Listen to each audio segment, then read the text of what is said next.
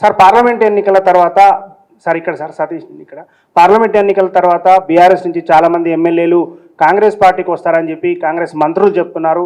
ఇప్పుడు వస్తారు, ఎన్నికల తర్వాత ఇంకా చాలామంది వచ్చే అవకాశం ఉంది అని చెప్పి 20-25 మంది ఎమ్మెల్యేలు వస్తారని మంత్రులు చెప్తున్నారు. సార్ ఏం కావాలంటారు మీకు?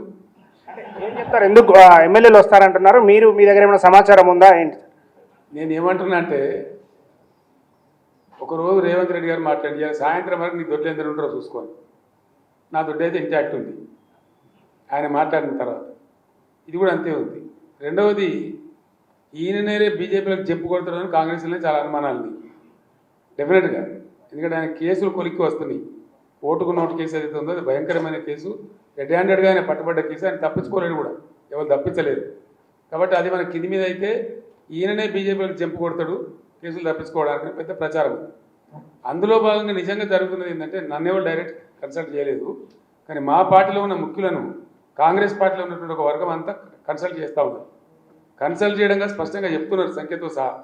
అన్న మేము 26 నుంచి 33 మంది ఎమ్మెల్యేలు రెడీగా ఉన్నాము, మేము కలుస్తాము, ఇద్దరం కలిసి గవర్నమెంట్ ఫామ్ చేద్దామని చెప్తున్నారు.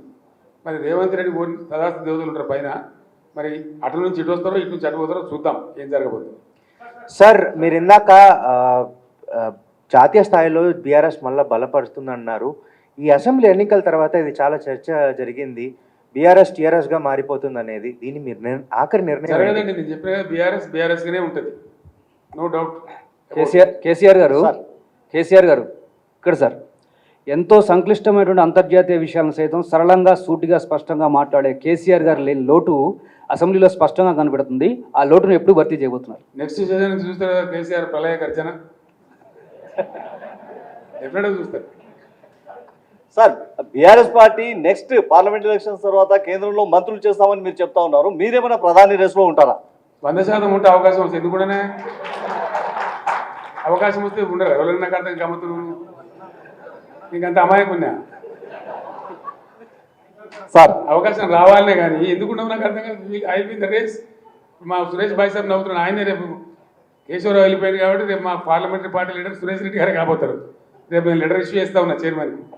సార్ ఈ will be the main player in Delhi on behalf of BRS.